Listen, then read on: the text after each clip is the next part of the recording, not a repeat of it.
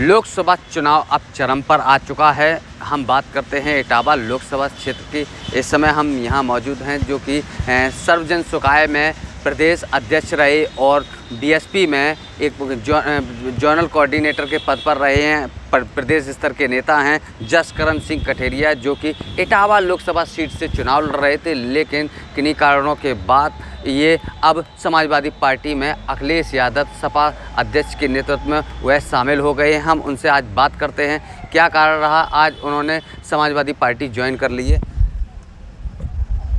क्या कारण रहा आपने समाजवादी पार्टी ज्वाइन की? देखिए, समाजवादी पार्टी इसमें देश में दो विचारधाराएं हैं।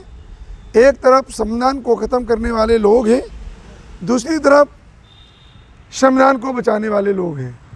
परम पूज्य बाबा साहब डॉक्टर अम्बेडकर जी ने इस देश के कमज़ोर, हकमंदों, शोषितों, पीड़ितों, अल्पसंख्यकों, कमज़ोरों के लिए जो भारतीय संविधान में व्यवस्था दी है, उस संविधान को वर्तमान की भाजपा सरकार ख़त्म करना चाहती है।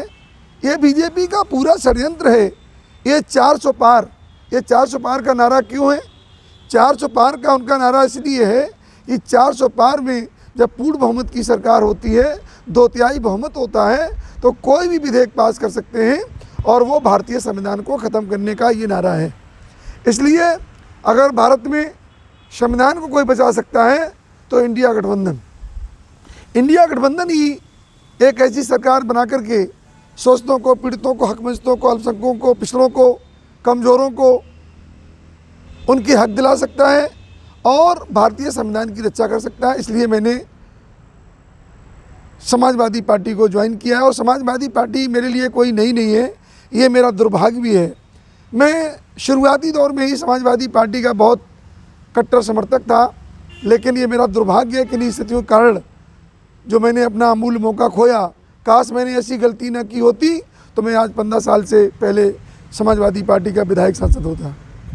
आप कठेरिया समाज के बड़े नेता माने जाते हैं। किस प्रकार से इटावा लोकसभा सीट सहित आपको कई सीटों की जिम्मेदारी दी गई, आसपास के और भी जनपदों में जो जिम्मेदारी दी, किस प्रकार बखूबी आप निभाएंगे? देखिए, इटावा हमेशा समाजवादी पार्टी का गढ़ रहा है। वो तो थोड़ी भूल हो गई और पिछले चुनाव में मैं तो ये कहूँगा कि प्रत्याशिता के कारण लोग अच्छे तरीके से प्रत्याशी लोग ही यहाँ के चुनाव नहीं लड़ पाए थे।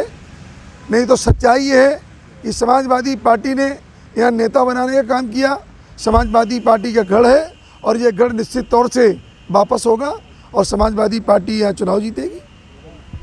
कई नेता समाजवादी पार्टी को छोड़ कर जा रहे हैं। आपने समाजवादी पार्टी ज्वाइन की, क्या वजह रही है? और आपके जो राष्ट्रीय अध्यक्ष हैं सर्वजन सुखाय के शिव प्रसाद यादव, वो अब मैनपुरी से चुनाव लड़ रहे हैं, उनके किस प्रकार से आप उनकी करेंगे? देखिए, माननीय हमारे राष्ट्रीय अध्यक्ष जी का अपना निजी मसला है।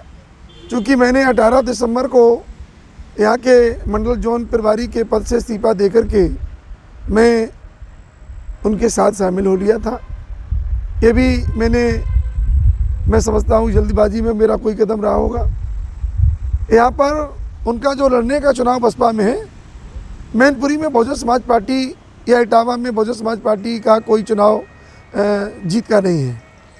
मैनपुरी में चुनाव जो है, मैं तो ये कहूँगा कि इस समय पूरे प्रदेश में बहुजन समाज पार्टी, केवल समाजवादी पार्टी का वोट कैसे कटे और भारतीय जनता पार्टी को लाभ कैसे मिले, इस मुद्दे और इस उद्देश्य के साथ बीएसपी काम कर रही है। तो जैसे कि उन्होंने बताया कि भारतीय जनता पार्टी के समर्थन के लिए इस तरीके से जो बीएसपी काम कर रही है कि जो कि समाजवादी पार्टी इंडिया गठबंधन का जो वोट है वो किस प्रकार काट सकें और भारतीय जनता पार्टी को फ़ायदा मिल सके, यही कहना है जो कि समाजवादी पार्टी में जो शामिल हुए जसकरण सिंह कठेरिया इनका। मैं अजय कुमार बाथम, इटावा लाइव।